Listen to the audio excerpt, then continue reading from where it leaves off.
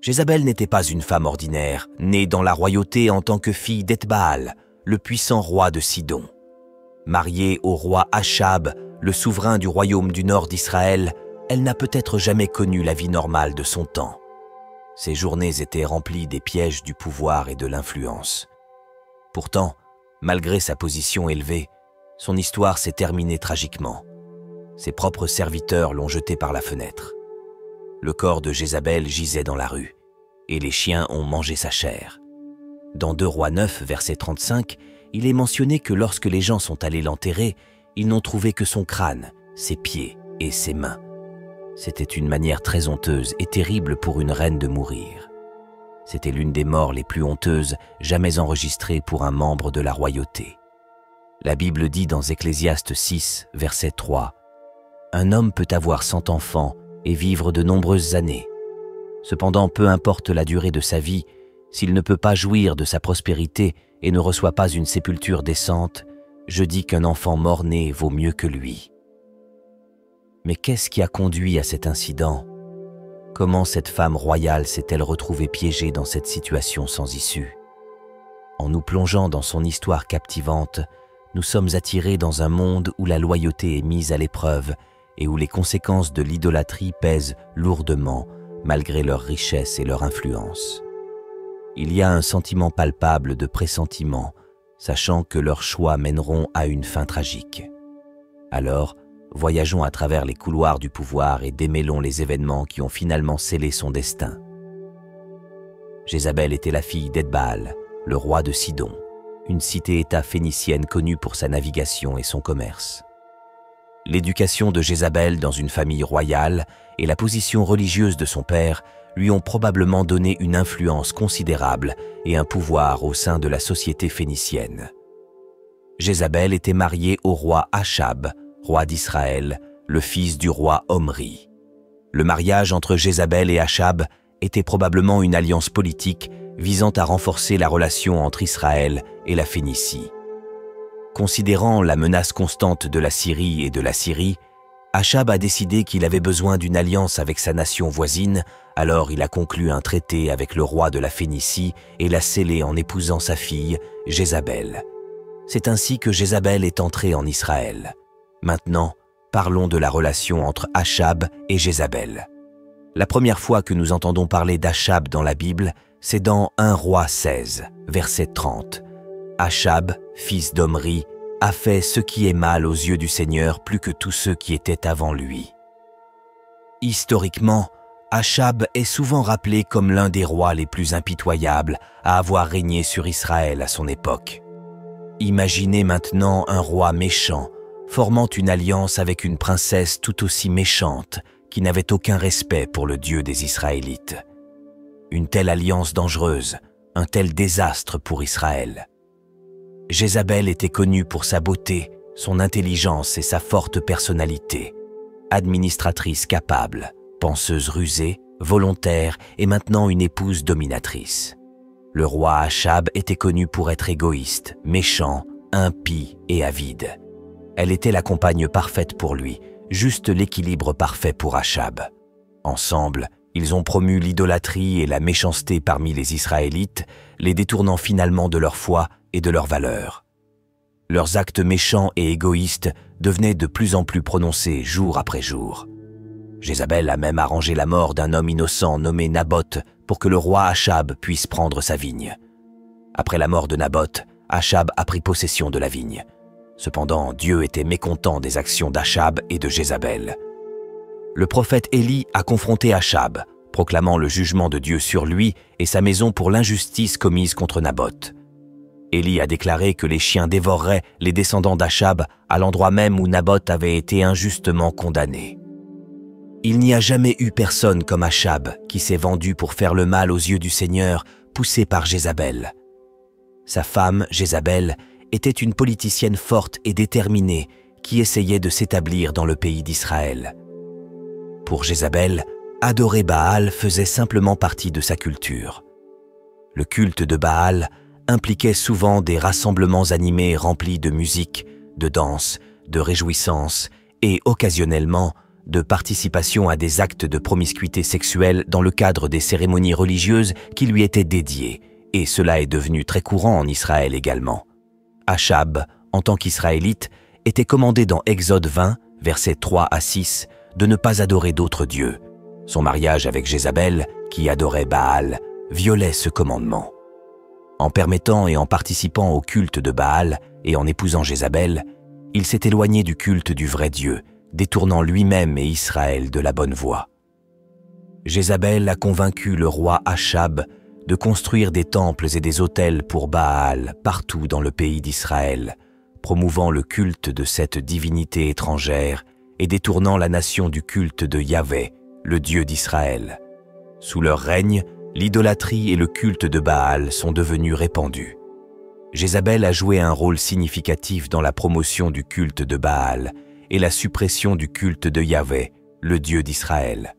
Elle a également exécuté les prophètes du Seigneur, influencé son mari et par la suite ses fils à faire le mal, devenant une malédiction sur le pays. Un jour, le prophète Élie a défié les prophètes de Baal dans un concours sur le mont Carmel pour prouver la supériorité du vrai Dieu. Dans une démonstration dramatique, Dieu a répondu à la prière d'Élie par le feu, démontrant sa puissance et son autorité sur Baal. Cet événement a conduit au massacre des prophètes de Baal et a enflammé la fureur de Jézabel. Suite à la victoire sur le mont Carmel, Jézabel a envoyé un message menaçant à Élie, jurant de le tuer. Craignant pour sa vie, Élie s'est enfui dans le désert, cherchant refuge et guidance auprès de Dieu. Élie s'est caché dans le désert en priant Dieu pour obtenir de l'aide, tandis que la colère de Jézabel grandissait. Pendant le temps de cachette d'Élie, Dieu a communiqué avec lui, lui apportant réconfort, conseils et instructions pour l'avenir. Parmi ces instructions figurait l'onction de Jéhu comme roi d'Israël et la proclamation du jugement contre la maison d'Achab et Jézabel. Élie a chargé l'un de ses disciples, Élisée, d'oindre Jéhu comme le prochain roi d'Israël et de déclarer le jugement de Dieu contre la maison d'Achab. La mission de Jéhu était d'exécuter le jugement de Dieu sur les souverains méchants d'Israël, y compris Jézabel, pour leur idolâtrie et leur oppression du peuple de Dieu. Jéhu, un commandant militaire, a rapidement gagné du soutien et a commencé une campagne pour renverser la dynastie au pouvoir. Jéhu n'a pas perdu de temps pour agir contre la maison d'Achab. Il a lancé un coup d'État violent contre le roi Joram, qui était le fils et successeur d'Achab. Joram était le roi d'Israël à l'époque, suivant les traces de son père, Achab, et de sa mère, Jézabel. La confrontation entre Jéhu et Joram a eu lieu près de la ville de Jizréel, où Joram se remettait des blessures subies au combat. Jéhu s'est approché de Jizréel avec un contingent de 16 hommes, et en apprenant l'arrivée de Jéhu, Joram est sorti à sa rencontre. Cependant, Jéhu s'est rapidement retourné contre Joram, lui tirant une flèche, ce qui a finalement conduit à la mort de Joram. Après avoir tué Joram, Jéhu a ordonné que son corps soit jeté dans le champ de Naboth le Jizréélite, accomplissant ainsi la prophétie d'Élie concernant la punition des descendants d'Achab pour leur méchanceté. Cet acte symbolisait le jugement sur la maison d'Achab et Jézabel pour leurs péchés, en particulier leur implication dans l'acquisition injuste de la vigne de Naboth, comme décrit dans 2 Rois 9, versets 25 et 26. Jéhu a également exécuté les partisans de Baal et détruit leurs temples et idoles, purgeant ainsi le pays de l'idolâtrie. Après la mort du roi Joram, Jéhu a porté son attention sur Jézabel, la reine mère et veuve d'Achab, qui restait un symbole d'idolâtrie et de méchanceté dans le royaume.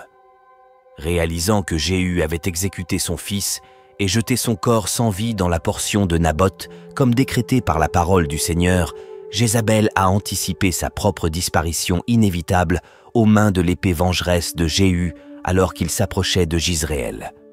Apprenant l'approche de Jéhu, Jézabel s'est préparée, parée de maquillage et regardant par la fenêtre du palais.